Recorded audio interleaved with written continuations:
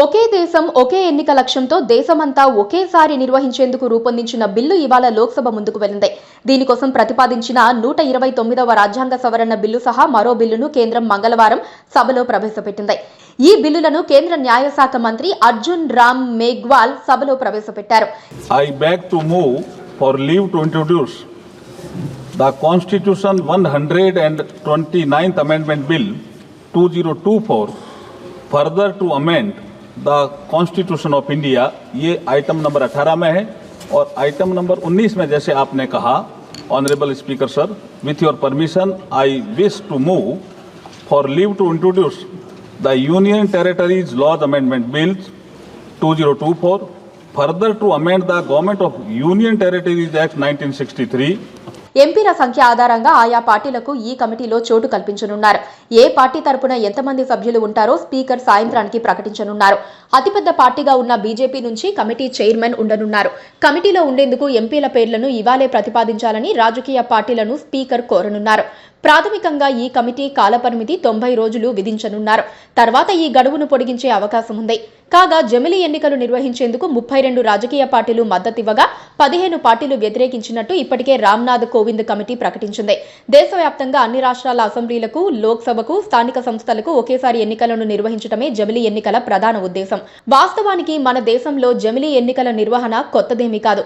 1952లో తొలి సాధారణ ఎన్నికలు మొదలుకొని 1967 వరకు లోక్సభకు, రాష్ట్రాల అసెంబ్లీలకు చాలా వరకు ఒకేసారి ఎన్నికలు జరిగాయి.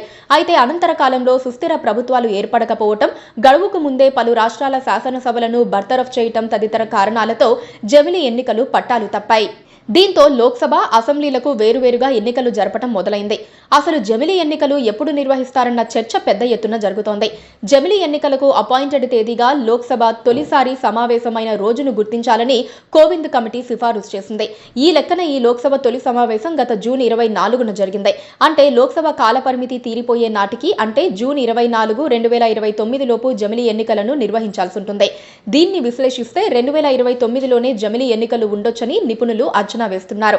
ఎన్డీఏ కూటమిలో మిత్రపక్షంగా ఉన్న టీడీపీ అధినేత చంద్రబాబు కూడా జమిలీ ఎన్నికలు 2029లోనే అంటూ పరోక్షంగా సంకేతాలిచ్చారు. అలాగే తన పూర్తి పదవీ కాలాన్ని వదులుకోవటానికి ప్రధాని మోదీ సిద్ధంగా లేరని, ఈ క్రమంలో 2029లోనే జమిలీ ఎన్నికలు ఉండొచ్చని మరికొందరు అంటున్నారు. ఇదిలా ఉండగా సాధారణ ఎన్నికలు జరిగిన తర్వాత సమావేశమయ్యే తొలి లోక్సభ సమావేశంలో జమిలీ బిల్లును రాష్ట్రపతి నోటిఫై చేయాలని, ఆ రోజును అపాయింటెడ్ డేగా తీసుకుంటే ఆ తర్వాత 5 ఏళ్లకు జమిలీ ఎన్నికలు నిర్వహిస్తారన్న వాదనను కూడా కొందరు తెర మీదకి తీసుకొస్తున్నారు. ఇదే జరిగితే జమిలీ ఎన్నికలు 2034లోనే జరగొచ్చని ఇంకొందరు అభిప్రాయపడుతున్నారు. జమిలీ ఎన్నికల బిల్లును తక్షణమే ఉపసంహరించుకోవాలని కాంగ్రెస్ పార్టీ డిమాండ్ చేసింది. ఒకేసారి లోక్సభ, అసెంబ్లీ ఎన్నికలు నిర్వహించడం రాజ్యాంగ వ్యతిరేకమని ఎంపీ మనీష్ తివారీ ఆరోపించారు. సమాజ్వాదీ పార్టీ, తృణమూల్ కాంగ్రెస్ పార్టీలు కూడా ఈ బిల్లును వ్యతిరేకించాయి. Please do subscribe to Please do subscribe to Please do subscribe to Please do subscribe to Please do subscribe to Please do subscribe to KTV Telugu. KTV Telugu. KTV Telugu. KTV Telugu. KTV Telugu. KTV Telugu. Please do subscribe to KTV Telugu.